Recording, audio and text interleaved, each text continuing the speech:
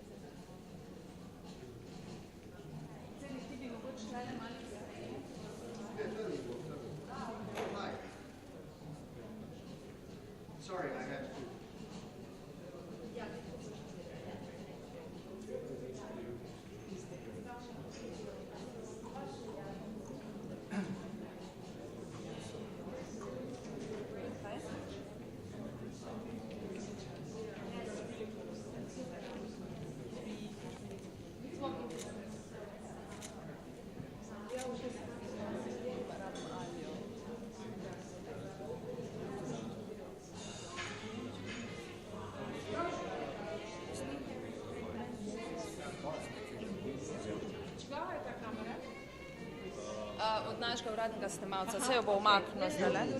Hočem sam zatekati za začetek. Špela, to je Vudi. Špela, Vudi je to. A ja,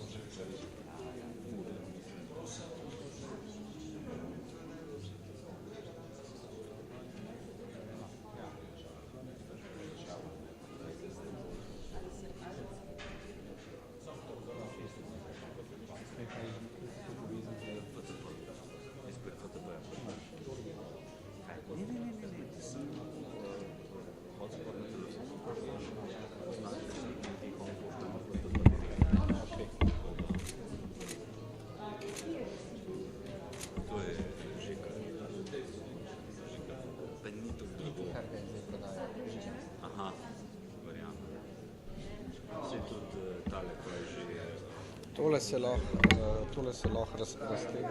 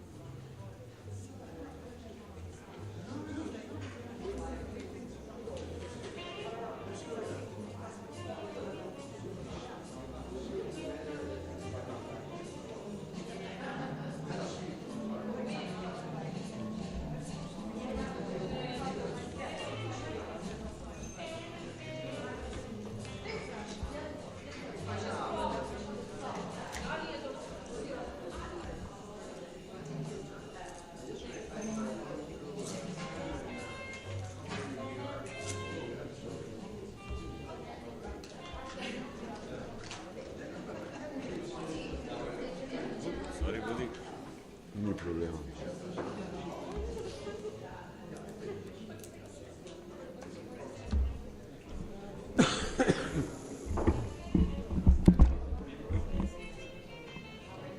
Všeč mi je, ki se vidi čisto, ki še čisto mata, veš, pa se zglanca.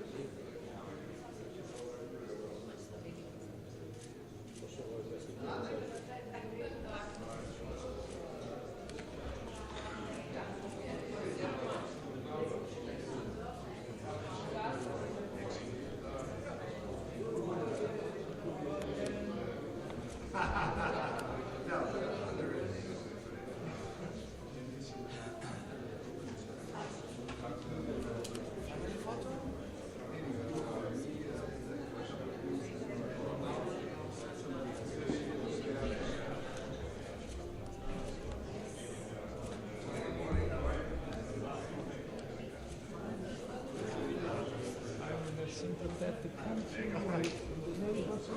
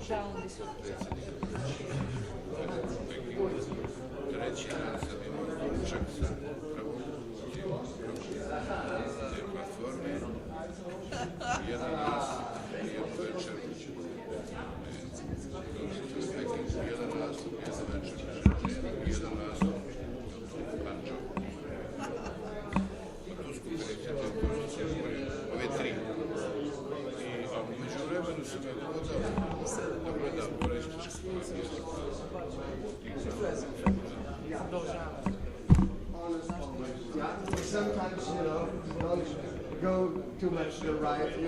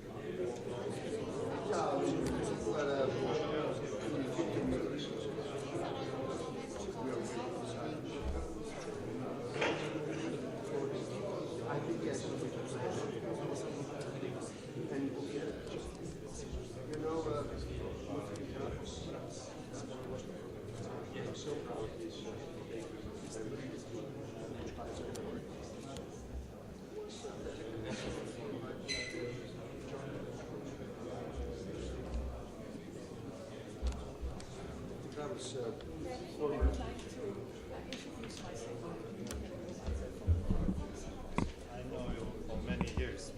Of course, I'm not so important president.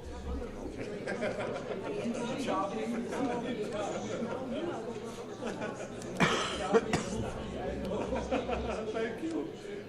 Really.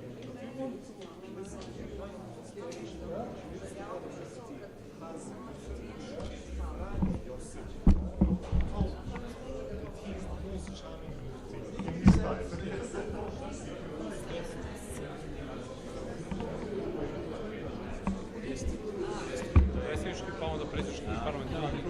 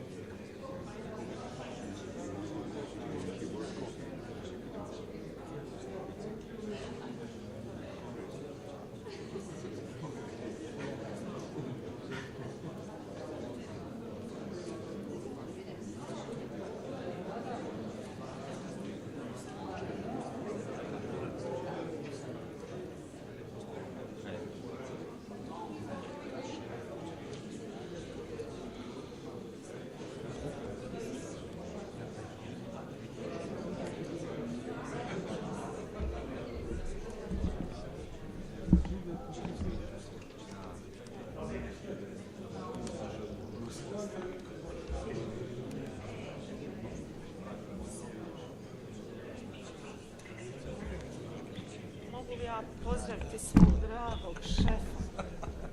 I dalje ste mi šef, doživljavam vas tako mi je drago da vas vidim i uživo stalno vas gledam na televiziji. Kako ste izgledali? Nije dosadno, naravno. Dobro, hvala, ja sam u OHR i dalje. Sad sam vršilac dužnosti šefa političkog i ekonomskog odjela, inače zamjenik šefa odjela, čekamo švicarca. Inače, znate, bili ste turbulentno je. Turbulentno je, ali inače se, koliko možemo živimo, naš standardni bosanski život. Uzbuđujući. Sinoć sam vidjela kolegu jednog koji je nekad radio kod nas i kaže, on se radi u Sloveniji, kako mi kaže dosadno. Ja bi se vratila u OHR, ne treba mi uzbuđenje. Ja imam taj osjećaj svaki put kad bih se vratio. Ipak da malo bolje razmislim. Ja sam ostao dio srca. I mi to osjećamo. Hvala vam najljepša. Još jednom bez svemu. Nadam se da će biti dobra konferencija.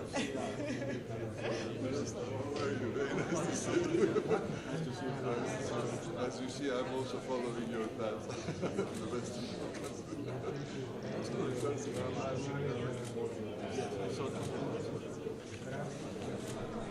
Yeah, I'm trying to miss you in Qatar. But online, at least, I don't know whether even online. I saw your mail. How is life?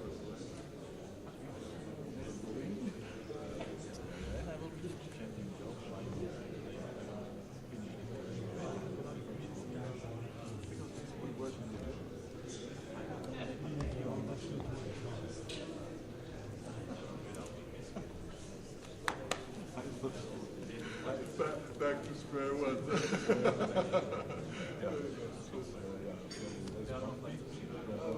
You're a great person, so anyway. But if you come to Istanbul, I'll be happy. You know, I joined the private sector. This is my new.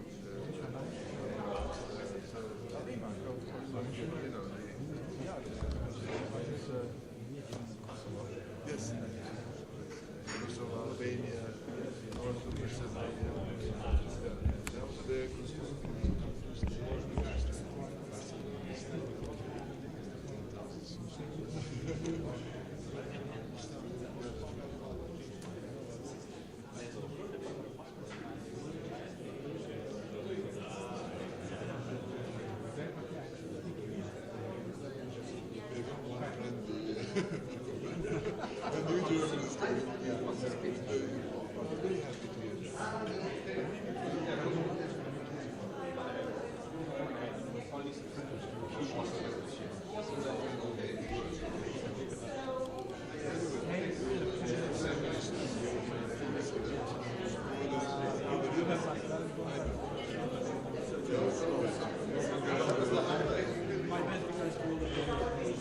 I will do that.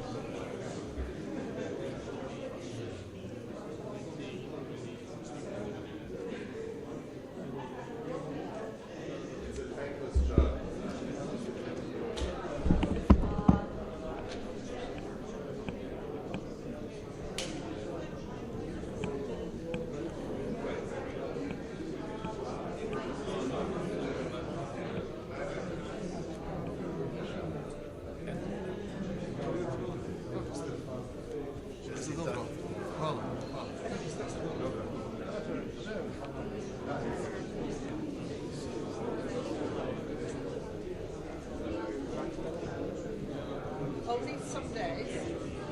And no, and also the trouble is,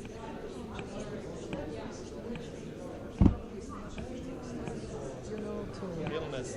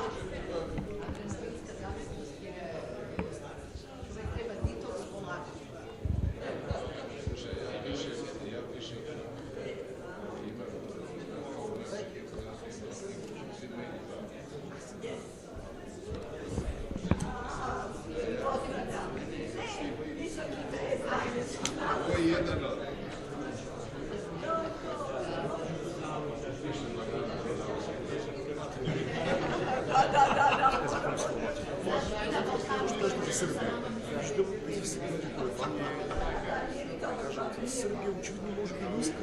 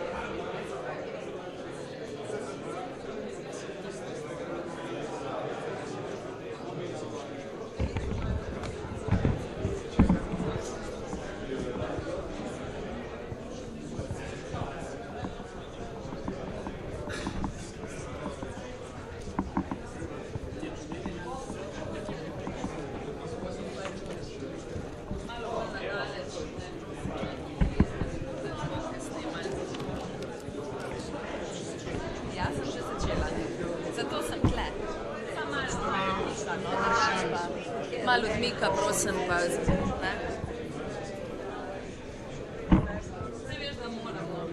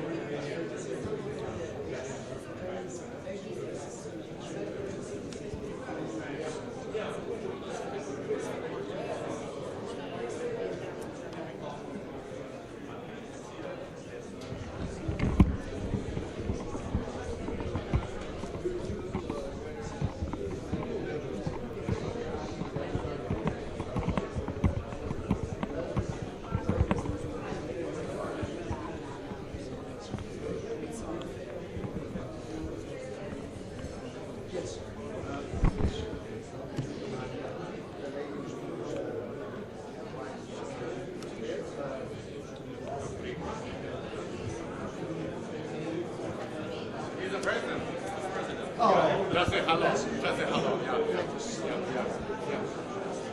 Nice to meet you. China will not be in the center of attention. It will be Western Balkans.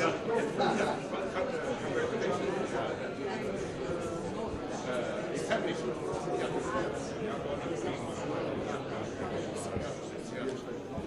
Wish success. Much for love. Then I should maybe you will do this podcast. Yeah, maybe I'll have to. Thank you, Mr. President. Thank you very much. Yeah, enjoy it. Yeah, okay. Thank you.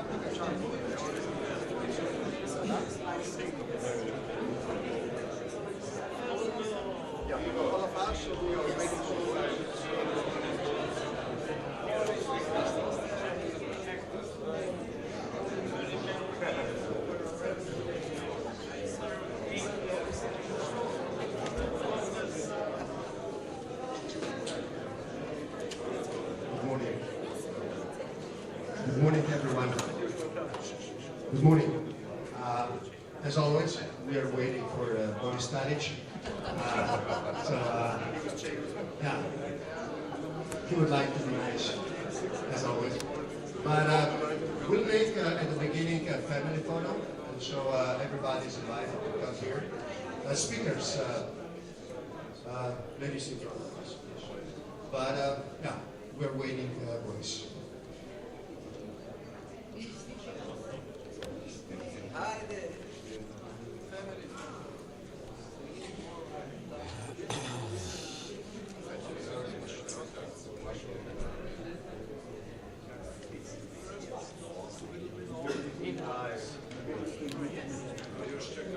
In two rows, please. Two rows. Can we maybe squeeze a little two lines if possible?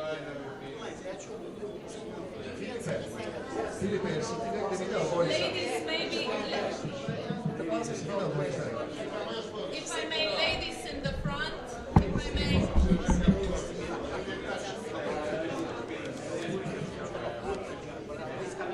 He's coming? Okay. So, ladies in front. Please, a little bit closer. A little bit closer, please. Yes.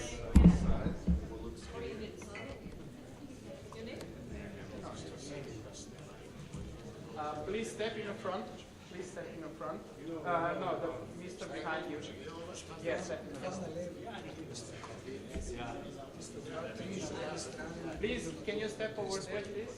Yes, this side. Yes, and yes. Czekaj, a co się zmieni czarno? A smusi? Smusi? Not? Okay, not all. Yes.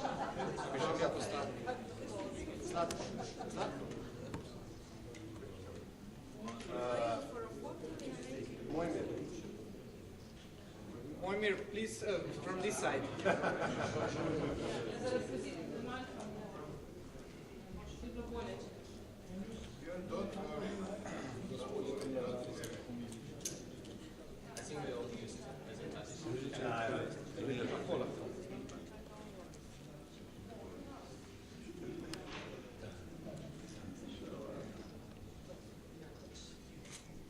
I hope this is not the destiny of the Western Balkans. For certain. Yeah.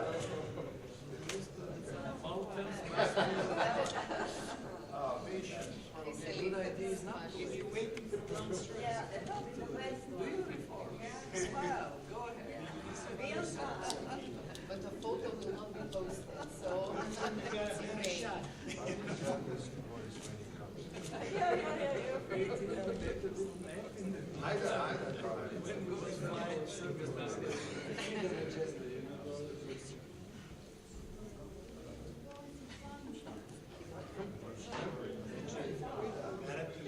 It's a walking distance.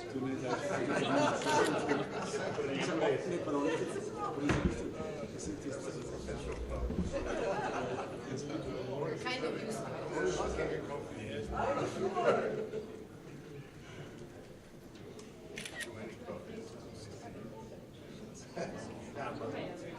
Čakamo, ne? Ja, kad se pita počnem fanfare, pa...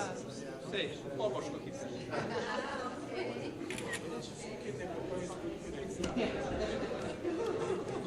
But we will wait no more than 1 hour.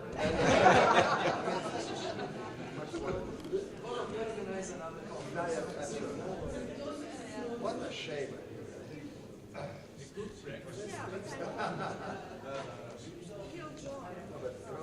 Let's go forward. Yeah, but it's already half an hour. Okay. Yeah, sure. No. Yeah, we'll do the photo that you join later. No, listen, let us be nice. We can wait 15 more minutes.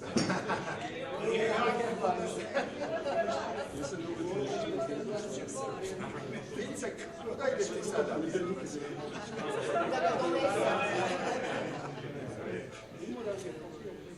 Moj Filip je ti sada nekako. Tebe čekam, priredi ga.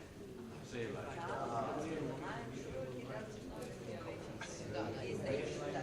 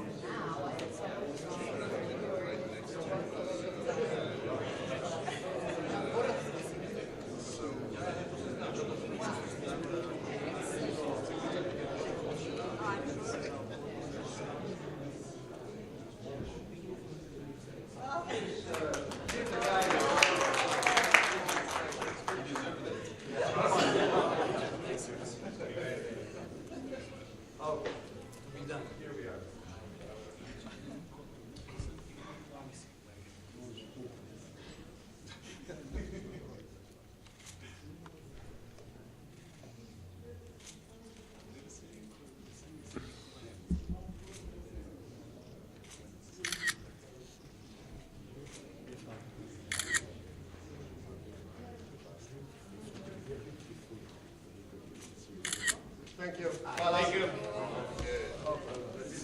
Let's start. Yeah, will be.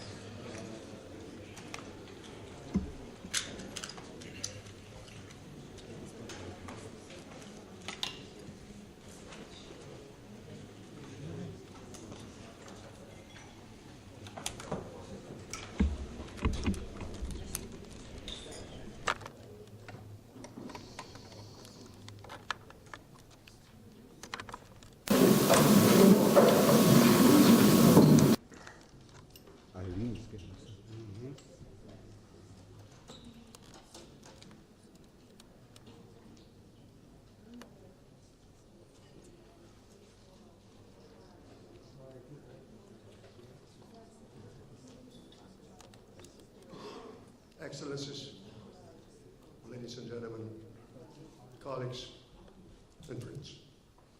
Good morning, everyone, and welcome to the very first meeting of Friends of Western Balkans. On behalf of the Institute of Friends of Western Balkans and Nizami Ganjavi International Center, I would like to thank you all for being here. I would like to thank all who have helped us in organizing this extraordinary event. just think about it. Here we are, 28 speakers from 19 different countries, from every country in the region, EU countries, Turkey, UK and USA. 4 presidents, prime minister, 3 prime ministers, 6 ministers, 4 presidents of General Assembly of United Nations, and 2 CEOs. This is absolutely beautiful and unprecedented at the level of private initiative. Thank you all.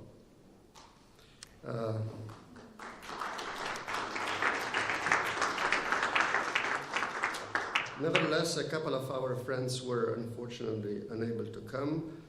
Susan Elliott sent me a beautiful letter yesterday, saying at the bottom of the letter, "I wish you," I'm quoting, "all the best, and I look forward to future meetings with my fellow friends from the Western Balkans." And Christian Schmidt sent also a letter, and he wrote, given the importance, he says in the letter, and the relevance of the meeting agenda for Bosnia and Herzegovina, and efforts to set the country irreversibly on the path to stability, prosperity, and integration into the EU, I have asked Dr.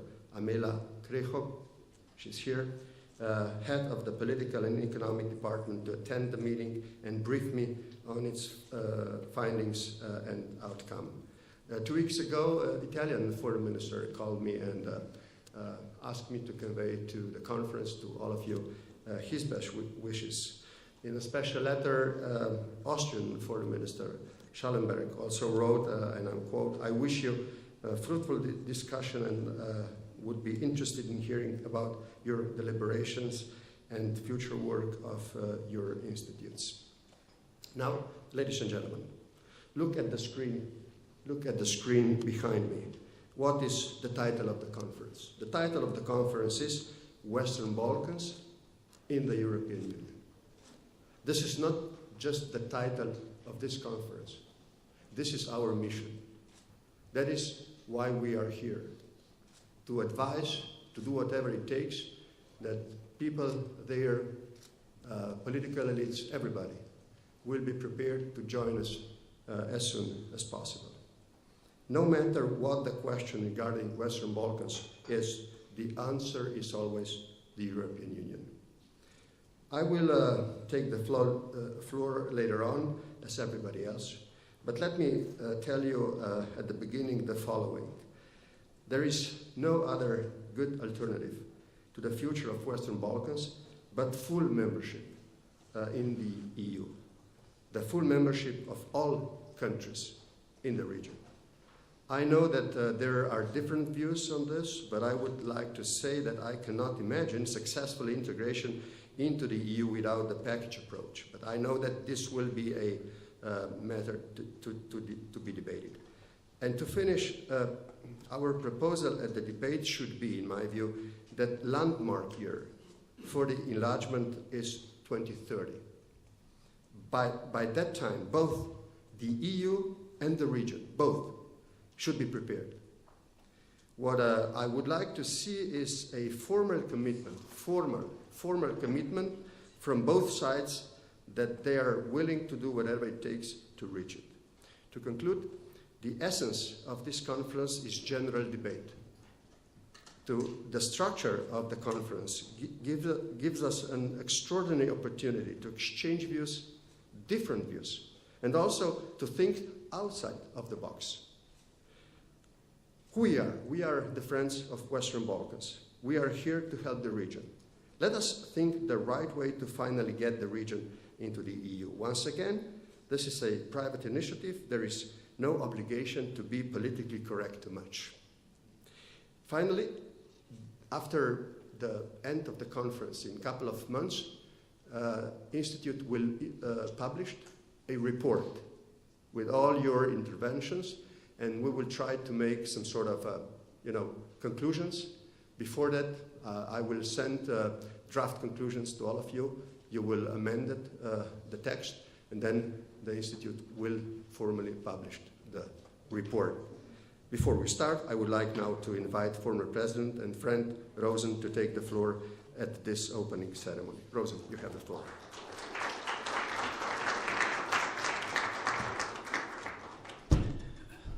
Your Excellencies, ladies and gentlemen, on behalf of NJIC co-chairs, the legendary First Lady President in Southeast and Central Europe, back then Madam President Veronika Farabegger, our co-chair and one of the most powerful and highly valued intellectuals in the world, Ismail Seragiuddin, but also on behalf of the whole NJIC board, I want to thank you for being here. I want to welcome you. I'm sure we are going to have a tough but very productive debate today because we're changing the approach. We're speaking not with kind of different ideas and plans, we're speaking from our heart today, and definitely solutions could be only sustainable when they come in such a way. Today we're going back to the legacy of the history and the lessons learned from history. And especially, I would just imagine what would be in our region, this Balkans, wonderful, beautiful part of Europe, inseparable part of Europe. If, for example, we would learn from the legacy of a great poet, Nizami Ganjavi, he was preaching that differences should be saluted and should be solutions should be in a way solved in a tolerant way. What if, for example, we go today back in the past, say if the Yugoslav Empire was dismantling in the way Nizami Ganjavi was preaching and praying? What if nations in the region, different religions, would come in an approach of tolerance, of understanding, of coming together, of living together in peace, as back then in 20th century, that great poet and philosopher was teaching and training. And that's why our legacy is the legacy of those who come all of day today who believe in tolerance, in dialogue, in understanding, peace. But peace is not taken for granted. Peace is not something we can just install. Peace is an everyday effort of all of us, on all of whatever presidents, up to ordinary people, to fight for peace, to defend peace. Peace is not possible, and especially on the Balkans, if we have great power games, if we have divisions, if we have religious tensions. Peace is not possible if you have populists running around and raging and funding divisions between all of us. And peace should not be just peace, but should be a sustainable peace. As any solution we are going to debate today, please, not just solutions, but sustainable solutions that work on a long term. Because learning from the mistakes from the past and from the history lessons, looking in the future, of course, we should work hard for any of the countries from the Western Balkans to join that great union, the European Union, just because the European Union, to me, is the best formula for peace, is the best project of progressive humanity we could witness in the local and the global history today. A project where everybody, big and small, rich or poor, powerful and not so powerful, 18 million and more like Germany and 2 million and less like Estonia, the Republic of North Macedonia, all of them will share the same vision and the same solutions for peace. And again, peace is not possible when a country like Russia is occupying its neighbors. Peace is not possible when you install frozen conflicts all over the place. And peace is definitely not possible if you keep countries without reforms isolated, because then there is no investor who is going to put his money, and then people, of course, are not going to be happy. So whatever we do, it has to work in a sustainable way. The Balkans is such an exciting place to be, is also because we're giving a recipe to the rest of the world. What if the Balkans will be a wonderful, peaceful place? If borders on the Balkans are falling and not moved by force? If people in the Balkans come together in an effort, no matter of cultures, religions, economies, differences, to live together in this wonderful part of Europe? That's what we're dreaming, that's what we're believing, and that's why we are going to give an example to the world. The formula that brings all of us together is very simple: for peace, for prosperity, for democracy. It is membership in the European Union, it is membership in NATO, because without security guarantees, you have nothing. Last but not least, whatever we debate today, we need to reform, we need to put solutions that work in all the levels of society. Because today, you could say, the world politics is divided on Democrats and populists. Very simply, I see it that way. Democrats build rules and institutions, always, everywhere. Democrats believe rule of law is not taken for granted, and it's not half rule of law today and not rule of law tomorrow. Democrats keep and stick to rules and laws. And the opposite is populists. We see them all over the place. We see them in every and each country in the region, and populists have a different agenda. Basically, they don't understand the institutions. They have big egos. They have big plans. But if you look at any country in the world, any nation in the world that has been run by populists, there is no populist in any country in the world that solved in a sustainable way any problem of any nation. That is why we should confront populists. And if we cannot unite those who believe in populism and short-term promises, we should unite all the pro-democrats, all the pro-Europeans on the Western Balkans and the Balkans and in Europe. And we should give a stance, and we should stand up, and we should bring solutions, and we should do reforms, and we should strengthen institutions so that finally we get where? Probably Ljubljana, and a wonderful country of Slovenia is giving us an example. Just look at this wonderful, beautiful country. We want to thank you, Boruta, for your passion for the Balkans. We want to thank you what you've done for your own country. We want to thank all of you because really we can learn from the past, we can look at the future, and the future is right here. Slovenia, we can learn so much. Slovenia that can teach us a lesson, prosperous, peaceful, a wonderful country. That's what we would like to have with all the countries in the Balkans. And again, let us not just look at the European Union, at the Western world, at Russia, at China, as a convenient excuse of great power games or instability. Let us do our reforms that matter for the countries in the region, that bring us forward. And a last sentence, if you do the reforms, if you strengthen democratic institutions, there is nobody to stop you on the way to become a member of the European Union. Thank you.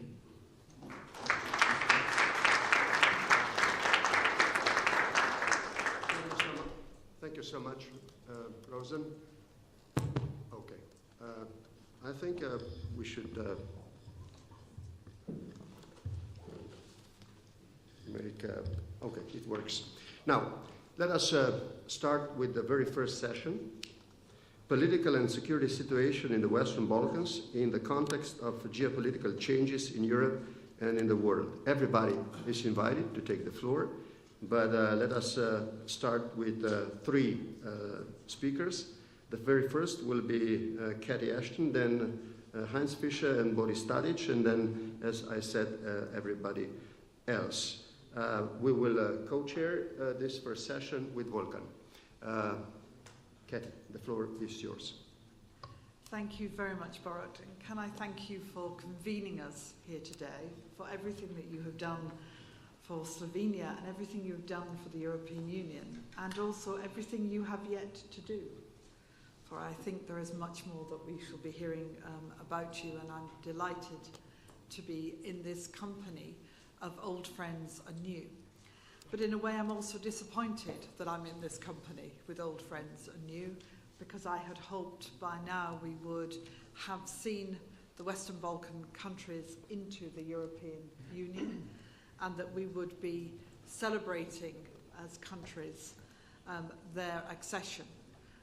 And it is, I think, still an enormous challenge to all of us to think of ways in which we can ensure that the countries make their way in good order, as a group, not necessarily on the same day, but as a determination by Europe to do so.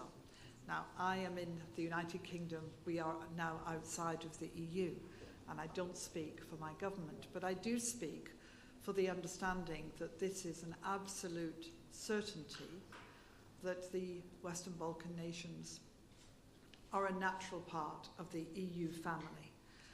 And as I look around at the world that we are confronted with, we see rising tensions, we see, as the President was saying, issues of populism growing.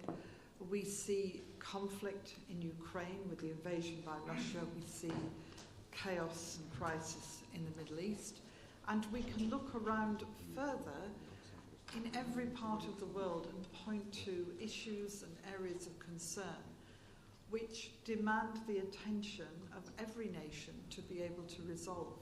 So the additional set of problems for the Western Balkan countries in terms of Europe, the United States and beyond, is that in a sense they're in competition with a lot of issues that need to be resolved and a lot of crises that could very quickly escalate and create situations that would demand even more from us. This is not beyond our capability to resolve.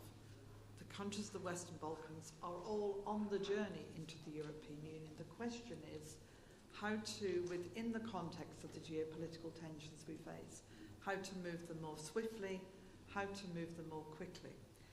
And I want to, because I won't get the chance, pay tribute to one person in this room especially, which is Miroslav Lajcak, who I'm thrilled to say is with us. And I know this is your last few months in office.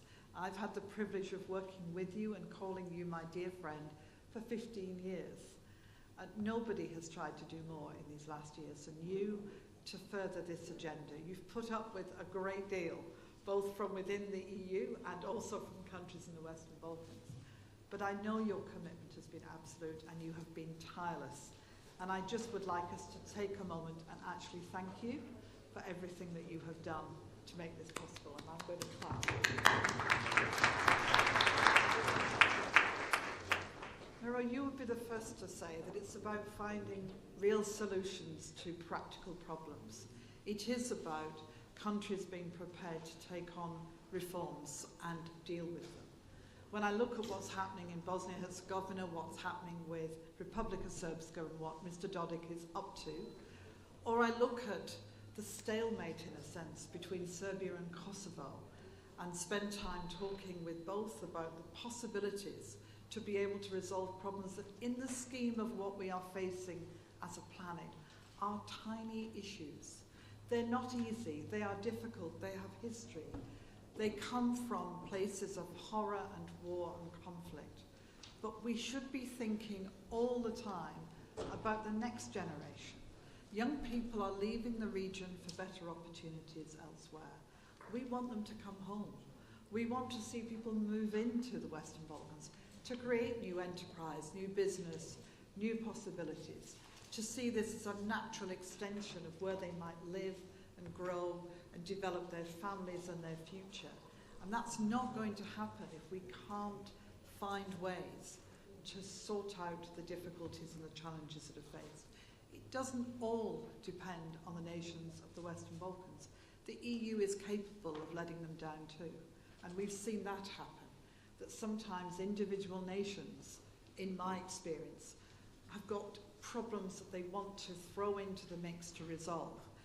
Or we have issues that actually enlargement becomes a political problem in an individual country of the European Union. All of that is true. This is not easy. We are all domestic politicians trying to work in an international setting and to try and develop strategies and plans that will also work in our own countries as well as between nations. And that's especially true for the nations in the Western Balkans. But if ever there was a time when we need to move forward, to set aside as many of these problems as we can, to resolve the ones that need to be properly resolved, to show determination and to go forward, then it has to be now. So what I hope we will do in the context of the geopolitical situation we are in the course of the next 24 hours, is actually work out a plan. Is actually be very practical in saying what are the things that need to happen. I hope to be still around in 10 years. I don't want to be back in this room having the same conversation. I hope we'll be in this room doing other things. I hope that we will be able to be extremely thoughtful and far-thinking and honest and direct about what needs to happen if we are going to see a successful progression into the European Union for these countries. And that Miroslav can take that back with him to Brussels, and in a sense, and with your leadership to present what we think could be of value, and that capitals will also see it as something of value that they can consider in the context of what needs to be done. And for all nations, all politicians to say, we are prepared to do something difficult. Because, and this is my final point, in my experience, people get into leadership positions and sometimes that's it. They've got there. They're nervous or scared to do anything further, because to do something brave as a leader, as a statesman, sometimes means losing support. It doesn't necessarily make you a hero there and then. And I look around this room and I have seen enormous heroism from people here. I know people who've really been prepared to stand up for the future of their country and their people, and for the future of Europe as a place that is safe and secure. And I think we have to urge politicians, community leaders, everyone, to be prepared to show that level of leadership and commitment, and to say, for this, for the future of our people, for the next generations, who we want to know only prosperity and security, we are prepared to do this. So thank you again for having me here. Thank you. Thank you, Catherine.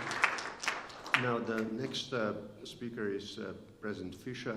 Heinz, would you? Yeah, thank you. You have the floor. Thank you, Boruta. Ladies and gentlemen, dear friends. First of all, I want to join Kathy in thanking Boruta for the idea and the realization of an idea, so that we're here together to discuss and exchange views on a very urgent subject. Austria is not a country of the Western Balkan, but is a country very near and close to the Western Balkan, very interested in this region, and therefore intensively supporting the Western Balkan on its way to Europe and in its development. Our task is not only to have sympathy, but also to find concrete options and possibilities. 12 years ago, in 2012, in my mind, one of the most interesting books about contemporary history, and in particular about the history and the genesis of World War I, was published. Its title was and is The Sleepwalkers: How Europe Went to War in 1914 by Christopher Clark. This book shows and informs us how blind and unprepared politicians at the beginning of the 20th century were with regard to the advent and the development of World War I. And not only politicians. Indeed, what did emperors, generals, foreign ministers, diplomats, journalists, and ordinary people know in the year 1900 about what Europe would look like in 1920?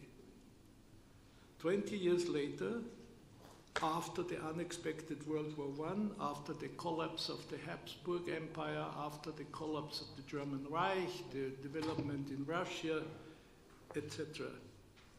But this is not unique. What did we know in 1920 about 1940? The existence of Hitler on top, Stalin's role, Mussolini in Italy, Hort in Hungary, the change in the position of the United States. And what did we know in 1940, when Hitler just started the war against Russia, on the situation of 1960? This makes me very unsafe about and uneasy about our capability to look and predict a further future. But nevertheless, we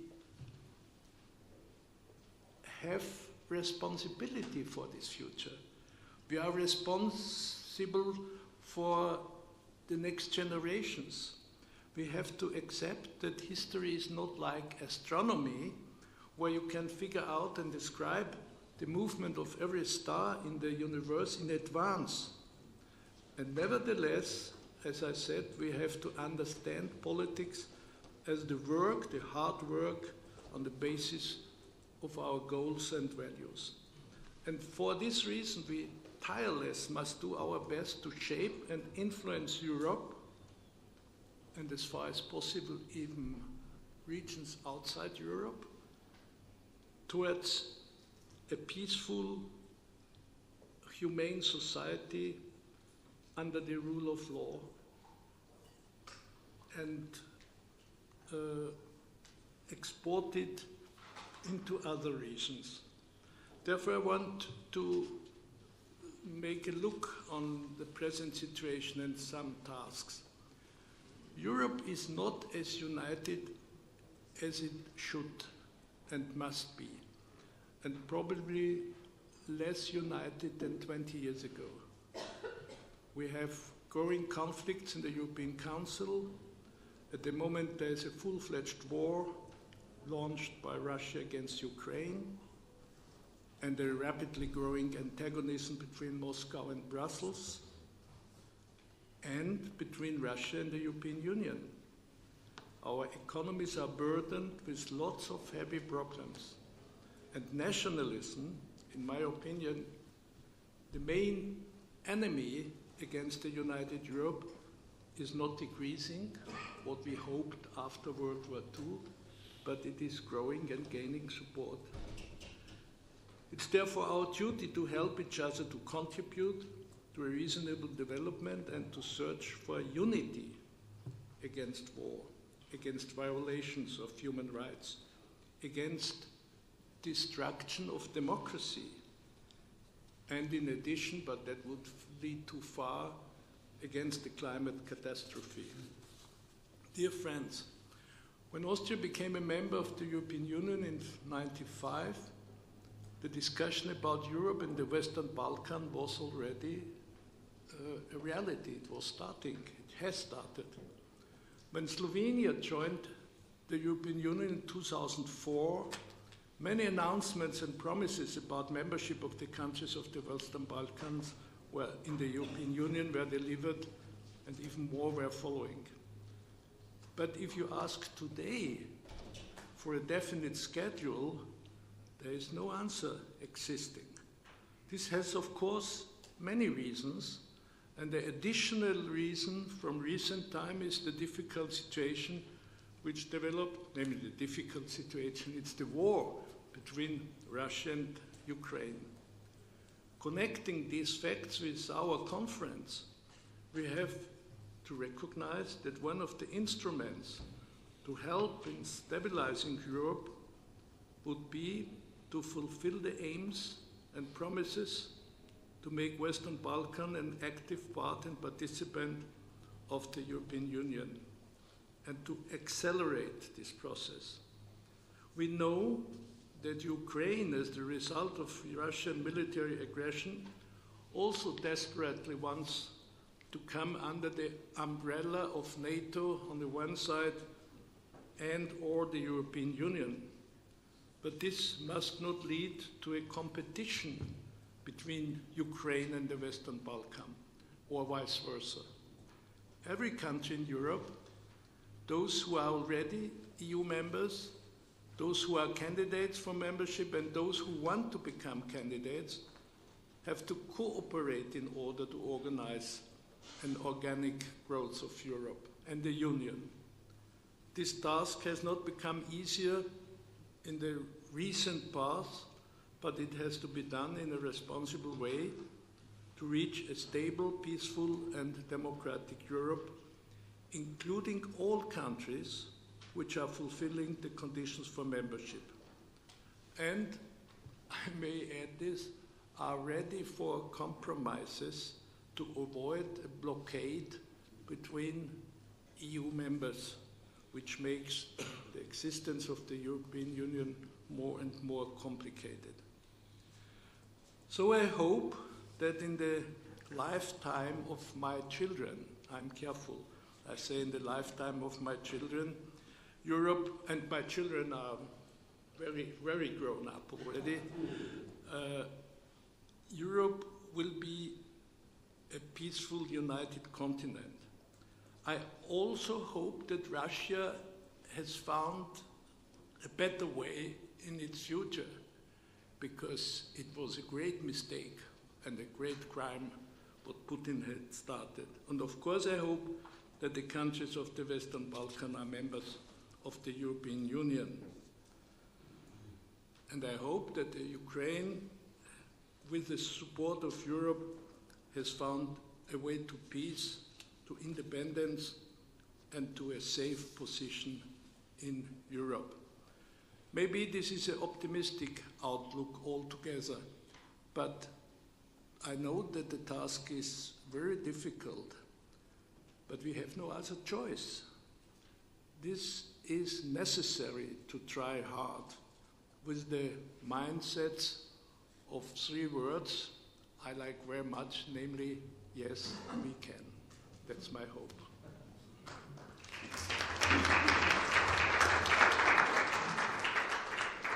Heinz, you being a wise man, we hope you are right, so we all should be optimists like you. Now, Boris Tadic is the next speaker, and then I would like to see your cards in this way to, signal me you wish to speak. Boris, you have the floor. First of all, I apologize for waiting on me because of making photo, and but I came too late. My plane was late, and I hope that you are going to accept what I say. Second, I hope that you are going to accept what I'm going to say regarding our topics right now, but because maybe I have a little bit different view right now, and after everything what happened with Serbia, with my region, and regarding the current situation in the region and European Union. When I used to be president, that was huge hope to become a one-day member state of European Union in my country. We had 70% of people that supported that strategic orientation. On that agenda, we defeated Milosevic in 2000. He was opposing to that strategy. That was very tough and very dangerous time for all of us. We took extremely high risk on our shoulders because we've been fighting on a daily basis, fighting Milosevic regime, intelligence, his security, and